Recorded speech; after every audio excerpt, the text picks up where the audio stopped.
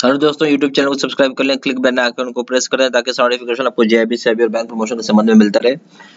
यहाँ पे जेआईबी का principles and practices of banking का मॉक टेस्ट नंबर 2 हो रहा है, उसको हम लोग देखेंगे। और कोर्स स्टार्ट करने से पहले आपको बता दूं कि हमारे पास दो तरह का प्रोग्राम है जेआईबी के लिए। जहाँ भी समय बहुत कम बचा है तो सबसे बढ़िया जो कोर्स है आपके लिए वो अभी रहेगा शॉर्ट टर्म पासिंग कोर्स। आप करें, सबसे बेस्ट रिजल्ट आ जाएगा इससे। शॉर्ट टर्म पासिंग कोर्स है, बहुत कम समय पूरा कोर्स आपको कवर हो जाएगा। अगर 24 घंटे का भी समय है आपके पास तो भी ये कोर्स पढ़ के आप पास कर जाएंगे, ठीक है। और दूसरा कोर्स है जिसमें कि आपको दोनों मिल जाएंगे, शॉर्ट टर्म भी कोर्स है प्लस इन डेप्थ वीडियोस भी होता है, ठीक है, दोनों रहता है। दोनों बाकी अगर दोनों जगह कंपेयर करें, दोनों जगह वीडियो लेक्चर कोर्स है, दोनों जगह केस स्टडी की वीडियो है, दोनों जगह 13,500 क्वेश्चन बैंक है, दोनों जगह 30 मॉक टेस्ट है, दोनों जगह रिवीजन नोट्स है। अंतर दो जगह यहाँ पे क्या है कि यहाँ पे short video plus in depth videos भी है, और यहाँ वैलिडिटी जो है 6 महीना का, यहाँ वैलिडिटी लाइफ लॉन्ग है। पेपर 1 करते हैं प्रिंसिपल, जिसका दाम है 600 रुपये, यहाँ दाम है 1200 रुपये। पेपर 2 अकाउंटिंग दाम 800 रुपये, यहाँ दाम है 1500 रुपये। पेपर 3 लीगल है, इसका दाम है 600 रुपये, यहाँ दाम है 1200 रुपये। कॉम्बो पे करेंगे, दोनों पेपर एक साथ करेंगे, इसका दाम है 1500 रुपये, यहाँ दाम है 3000 रुपये। और मैंने अपना डिटेल्स इसी वीडियो के डिस्क्रिप्शन बॉक्स में भी डाल दिया है, ठीक है। चलिए अब स्टार्ट करते हैं। तो पहला सवाल है, in e commerce the consumer moves from a physical store in a market place to. अब क्या सवाल है, in e commerce the consumer moves from a physical store in a market place to. तो ठीक है, ये ऑप्शन हो जाएगा store of the seller located at a far off place, पहला ऑप्शन है, यानी स्टोर जो होगा सेलर का दूर है। B option, store of the seller located at far off place. C option है the store of the seller near the house of the buyer, जो स्टोर होगा सेलर का वो घर के नजदीक होगा बायर का। डी ऑप्शन है ऑल द अबव। देखिए इस केस में क्या हो जाएगा, ई कॉमर्स उन लोगों के लिए बहुत फायदेमंद होता है जिनका घर स्टोर से दूर होता है, तो सही ऑप्शन हो जाएगा B. Question number 2, adjusted net bank credit is. अब एडजस्टेड नेट बैंक क्रेडिट क्या होता है? ए ऑप्शन है एनबीसी प्लस एफसीएनआर डिपॉजिट, ठीक है। बी ऑप्शन हो जाएगा NBC plus investment in non SLR bonds in STM category plus investments eligible as priority sectors plus deposits with NABARD for non fulfilment of priority sector target. C option हो जाएगा NBC minus investment in SLR bonds in STM category. D option है NBC minus FCNR deposits. तो आपको यहाँ पे ये बताना होगा कौन सा ऑप्शन सही है एडजस्टेड नेट बैंक क्रेडिट के लिए, ठीक है। तो इस केस में जो आप देखेंगे, जो सही ऑप्शन हो जाएगा वो हो जाएगा बी, यानी NBC plus investment in SLR bonds in STM category plus investments eligible is priority sector plus deposits with NABARD for non fulfilment of priority sector target. सही ऑप्शन क्या हो जाएगा बी, ठीक है। Question number 3, for Indian banks including private banks which of the following target is not applicable. बोलता है इनमें से भारतीय बैंक को भी इंक्लूड कर दिया गया है, जिसमें कि इंक्लूड कर रहे हैं प्राइवेट बैंक को, तो कौन सी ऐसी टारगेट है जो नहीं एप्लीकेबल, यानी नहीं करना है। ए ऑप्शन ओवरऑल टारगेट है आपका 40% ऑफ एएनबीसी। एएनबीसी क्या होता है? Adjusted net bank credit, full form क्या है एएनबीसी का? एडजस्टेड नेट बैंक क्रेडिट बोलते हैं। बी ऑप्शन हो जाएगा agriculture loan 18% of ANBC. C option है weaker section 10% of ANBC. D option है micro and small enterprises 10% of ANBC. देखिए इसमें तीन आपको जो एबीसी है, तीनों ऑप्शन है, यानी ओवरऑल टारगेट आरबीआई का सेट है 40% आपको एएनबीसी में, जो भी एडजस्टेड नेट बैंक क्रेडिट उसका 40% आपको ओवरऑल टारगेट में रहेगा एज प्रायोरिटी सेक्टर। क्या रहेगा? प्रायोरिटी सेक्टर में। एग्रीकल्चर लोन भी प्रायोरिटी सेक्टर में आता है, यहाँ भी 18% रखा गया एएनबीसी में। वीकर सेक्शन का में भी रखा गया है एडजस्टेड नेट बैंक क्रेडिट का 10% आपको वीकर सेक्शन में देना होगा as a loan. But micro small enterprises में कहीं भी ऐसा मेंशन नहीं कि माइक्रो स्मॉल एंटरप्राइजेस 10% एएनबीसी है, यहाँ से कोई टारगेट मेंशन नहीं है, इसलिए डी ऑप्शन सही हो जाएगा, ठीक है। बाकी एबीसी में टारगेट होता है, बाकी डी में कोई टारगेट नहीं होता है। Question number 4, what is the maximum loan that could be sanction to the borrower under retail trade in priority sector. बोलते प्रायोरिटी सेक्टर में अगर आप रिटेल ट्रेड करना है तो कितना मैक्सिमम लोन अमाउंट सैंक्शन हो सकता है रिटेल ट्रेड में। सब क्या है? रिटेल ट्रेड में कितना maximum loan amount of sanction कर सकते हैं प्राइवेट सेक्टर में? ए ऑप्शन है 3 lakh, B option ₹5 lakh, C option ₹10 lakh, D option ₹20 lakh for essential and no ceiling for other commodities. तो देखिए इसमें जो सही ऑप्शन हो जाएगा वो हो जाएगा डी, कि 20 लाख इसेंशियल के लिए और नो सेलिंग है दूसरे कमोडिटीज के लिए। Question number 5, net working capital stands for. Net working capital क्या चीज के लिए स्टैंड करता है, किस चीज के लिए होता है? तो ए ऑप्शन हो जाएगा current assets plus current liabilities. ठीक है, वर्किंग कैपिटल समझे ना, नेट वर्किंग कैपिटल। ठीक है, तो पहला ऑप्शन है current assets plus current liabilities, दूसरा ऑप्शन है एसेट्स माइनस लायबिलिटीज, तीसरा ऑप्शन है आपको long term sources minus long term uses, D option है current assets minus current liabilities other than bank borrowing. तो आपको इस केस में सही ऑप्शन बताना है। जो वर्किंग कैपिटल जो होता है ना हमेशा, उसमें current assets minus current liabilities होता है, कुछ नहीं होता। क्या होता है? Current assets minus current liabilities होता है। तो सही ऑप्शन डी हो जाएगा। यहाँ जो सी लिखा हुआ है ये सी नहीं होगा, बेसिकली यहाँ पे आपको डी होगा। ठीक है, क्वेश्चन नंबर 6 में आइए, which of the following types of companies the word limited is not required to be used. बोलता है ऐसा किस तरह का कंपनी होती है जहां लिमिटेड वर्ड यूज करने की जरूरत नहीं है? ए ऑप्शन है ए गवर्नमेंट कंपनी और a company licensed under section 8 of companies act 2013।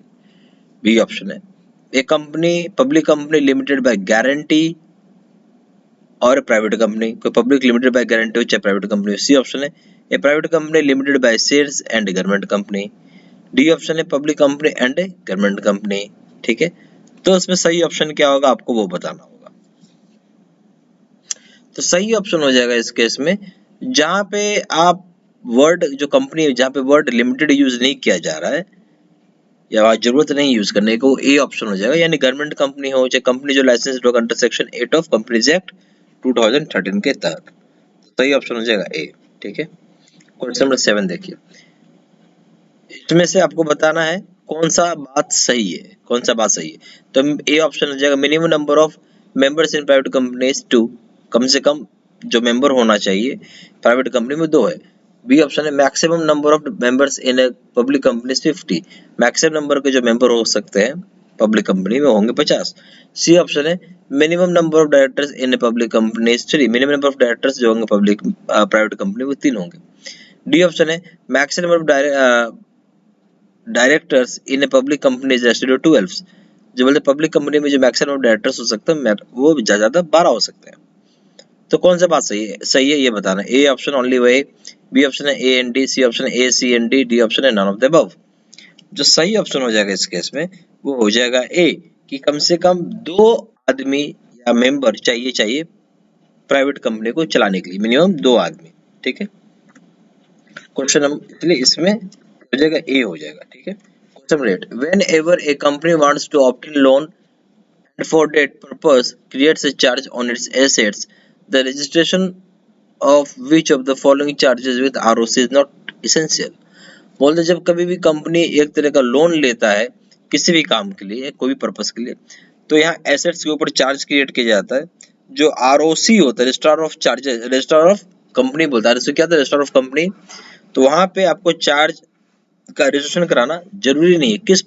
कौन सा ऐसा चार्ज होता है इसका रजिस्ट्रेशन कराना जरूरी नहीं है? ए ऑप्शन है charge on uncalled share capital, B option है a charge to secure debenture, C option है a charge on immovable, D option है charge on any type of movable property. जो सही ऑप्शन हो जाएगा वो हो जाएगा डी। तो बोलता है कि आप किसी भी तरह का जो मूवेबल प्रॉपर्टी है जैसे गाड़ी हो गया, स्कूटर हो गया, कार हो गया, उस पर चार्ज क्रिएट करने की जरूरत नहीं है। डी ऑप्शन हो जाएगा। ठीक है, question number 9, MSE Units Association is maintaining a current account with your bank which is operated by its president and secretary singly. A letter which is received from each of them not to pass the check signed by the other. Two checks signed by each of them are received. What the bank shall do?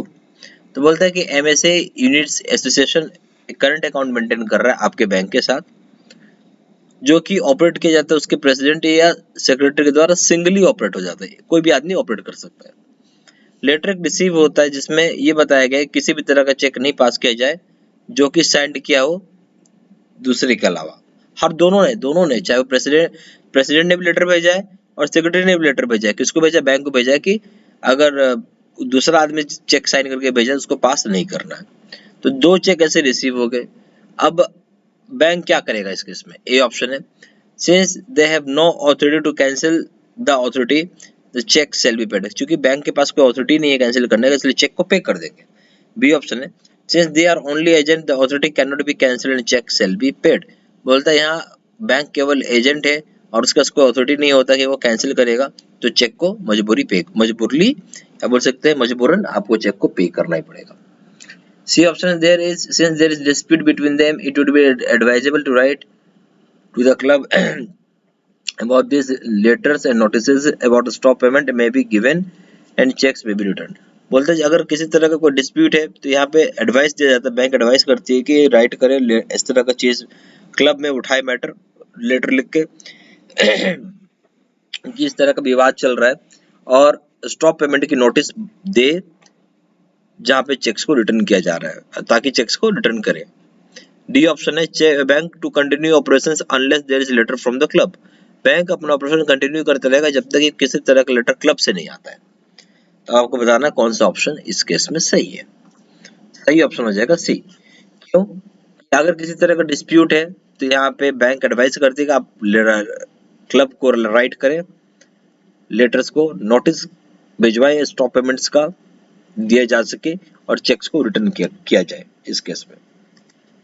Question number 10, account of a trust is opened by bank which has 3 trustees who shell operate the account. बोलता है account जो है trust का open किया गया bank के द्वारा जहाँ 3 ट्रस्टी हैं, तब अकाउंट को ऑपरेट कौन करेगा ये सवाल है।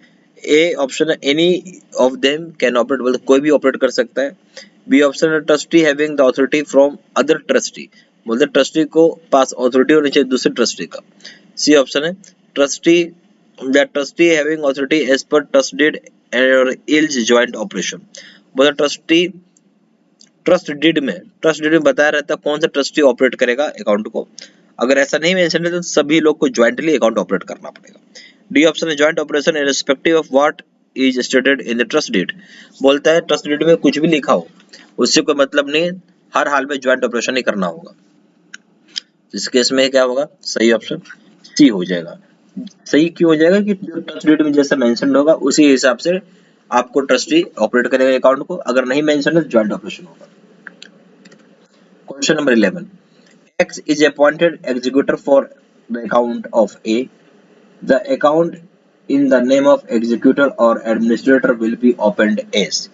तो X को क्या अपॉइंट किया गया? X को अपॉइंट किया गया एग्जीक्यूटर अकाउंट A का, और जो अकाउंट होगा वो नाम होगा एग्जीक्यूटर का या फिर एडमिनिस्ट्रेटर का जिसके नाम पे ओपन किया जा रहा है। तो ए ऑप्शन है as account, B option ex account, C option ex executor to the estate of a deceased, deceased मतलब जो मर गया, और डी ऑप्शन है for a deceased ex executor हो जाएगा। तो सही ऑप्शन क्या हो जाएगा इस केस में? ए हो जाएगा। एज अकाउंट को आप ऑपरेट कर सकते हैं क्योंकि एक्स को अपॉइंट किया गया एग्जीक्यूटर, तो नेचुरल सी बात है आप एक ही अकाउंट ही ऑपरेट कर सकते हैं। Question number 12, ABC Limited, a company has gone in liquidation and Mr. X is appointed as a liquidator. He has opened a bank account. He sends a letter to the bank that he has to go abroad for 2 months and he is absent. The account will be operated by his secretary. तो बोलता है कि ABC limited company है जहाँ पे वो liquidation मतलब होता है कंपनी अब बंद हो गई है, उसको अब सब सामान एसेट जितना उसको लिक्विडेट उसको बेच रही है बैंक, और मिस्टर एक्स ने अपॉइंट किया है और मिस्टर एक्स को अपॉइंट किया गया एज ए लिक्विडेटर, और उन्होंने अपना अकाउंट ओपन किया है बैंक में, और मिस्टर एक्स ने एक लेटर लिखा है बैंक को कि वो विदेश जा रहे हैं, अब्रॉड जा रहे हैं 2 महीने के लिए, और उनके एब्सेंस में बैंक अकाउंट ऑपरेट करेगा उनका सेक्रेटरी। ठीक है, ऐसा लेटर भेजा है। ए ऑप्शन हो जाएगा bank will not accept such request, bank इस तरह के रिक्वेस्ट को एक्सेप्ट नहीं करता है। B option bank will ask for specimen signature of secretary and allow the operation, bank यहाँ पे सेक्रेटरी का स्पेसिमेन सिग्नेचर मांगेगा और ऑपरेशन को चालू रखेगा यानी अलाउ कर देगा। सी ऑप्शन है being a special circumstance this account will be allowed to be operated by taking usual safeguard, बोलते हैं चूंकि ये स्पेशल सर्कमस्टांस है तो अकाउंट को अलाउड किया जाएगा ऑपरेट करने के लिए स्पेशल या यूजुअल सेफगार्ड लेने के बाद। डी ऑप्शन हो जाएगा नन ऑफ द अबव, इनमें से कोई भी बात सही नहीं है। तो क्या होना चाहिए, सही ऑप्शन हो जाएगा ए कि बैंक इस तरह का रिक्वेस्ट को एक्सेप्ट ही नहीं करता है। ठीक है, बैंक क्या करेगा, इस तरह के रिक्वेस्ट को एक्सेप्ट नहीं करता है। Question number 13, to wind up the affairs of company the person appointed by the court is, बोलते हैं कंपनी के अफेयर्स को वाइंड अप मतलब खत्म करने के लिए या वाइंड अप करने के लिए जो पर्सन नियुक्त किया जाता है, जो अपॉइंट किया जाता है कोर्ट के द्वारा, उसे हम क्या बोलेंगे। A option executor, B option liquidator, C option administrator, D option assignee. जो सही ऑप्शन हो जाएगा इस केस में हो जाएगा डी, असाइनी हो जाएगा। ठीक है, question number 14, a foreign spouse of an Indian citizen is called, बोलता है कि कोई भारतीय नागरिक का विदेशी बीवी है, बीवी हो चाहे हस्बैंड हो जो भी हो, स्पाउस है, तो उसे हम क्या बोलेंगे। ए ऑप्शन है फॉरेन नेशनल, बी ऑप्शन बोलेंगे non resident Indian, C option बोलेंगे रेजिडेंट इंडियन, डी ऑप्शन बोलेंगे पर्सन ऑफ इंडियन ओरिजिन। तो सही ऑप्शन हो जाएगा उसको हम डी बोलेंगे, पर्सन ऑफ इंडियन ओरिजिन। यहाँ हस्बैंड क्या है, सॉरी हस्बैंड या वाइफ कोई भी हो, एक आदमी अगर इंडियन सिटीजन है, दूसरा आदमी फॉरेन स्पाउस है, तो उसे बोलेंगे person of Indian origin. Question 15 है, an NRE RA account can be opened as, NRE RA account को आप कैसे ओपन कर सकते हैं। ए ऑप्शन है करंट या फिर सेविंग आरडी में केवल, बी ऑप्शन है सेविंग आरडी और एफडी ओपन कर सकते हैं, सी ऑप्शन है सेविंग करंट आरडी एफडी कर सकते हैं, डी ऑप्शन है एफडी एंड सेविंग ओनली। तो सही ऑप्शन क्या हो जाएगा इस केस में, आप इस केस में अगर NRE RA account saving account open कर सकते हैं, करंट अकाउंट भी ओपन कर सकते हैं, आरडी भी ओपन कर सकते हैं और एफडी भी ओपन कर सकते हैं। सही ऑप्शन हो जाएगा सी। ठीक है, यहाँ पे हमारे पास जेबी के दो तरह के प्रोग्राम है, जहाँ एग्जाम में समय बहुत कम बचा है तो हमारे आपको मैं यही बोलूँगा शॉर्ट टर्म कोर्स करिए, सबसे बेस्ट कोर्स है ये। ठीक है, और इस दूसरा कोर्स जो है उसमें शॉर्ट टर्म कोर्स भी है और आपको इन डेप्थ वीडियोस भी है, ज़्यादा डिटेल्ड वीडियोस है। ठीक है, हालांकि काम आपका इसी से चल जाएगा, तो मैं आपको बोलूँगा यही कोर्स करिए। दोनों जगह कंपेयर करेंगे, दोनों जगह वीडियो लेक्चर कोर्स है, दोनों जगह केस स्टडी का वीडियो है, दोनों जगह 13,500 का क्वेश्चन बैंक है, दोनों जगह 30 मॉक टेस्ट है और दोनों जगह रिविजन नोट्स है। वैलिडिटी यहाँ हो जाएगी 6 महीने की और वैलिडिटी हो जाएगी लाइफ लॉन्ग की। प्रिंसिपल्स के पेपर करेंगे दाम में 600 रुपये, अकाउंटिंग के पेपर करेंगे और वहाँ पे 1200 रुपये दाम है, अकाउंटिंग के पेपर करेंगे दाम में 800 रुपये, यहाँ पे 1500 रुपये, लीगल करेंगे 600 रुपये, यहाँ दाम है 1200 रुपये, कॉपी पैक करेंगे उस दाम में 1500 रुपये और यहाँ पे दाम है 3000 रुपये। ज़्यादा जानकारी के लिए आप फोन कर सकते हैं, फोन नंबर है 4 times 9685127, दूसरा नंबर है 7827546946 और वेबसाइट में जाकर ऑनलाइन ऑर्डर प्लेस कर सकते हैं। वेबसाइट हो जाएगा www.jibcapstudymetal.com, email ID हो जाएगा seedsena123@gmail.com।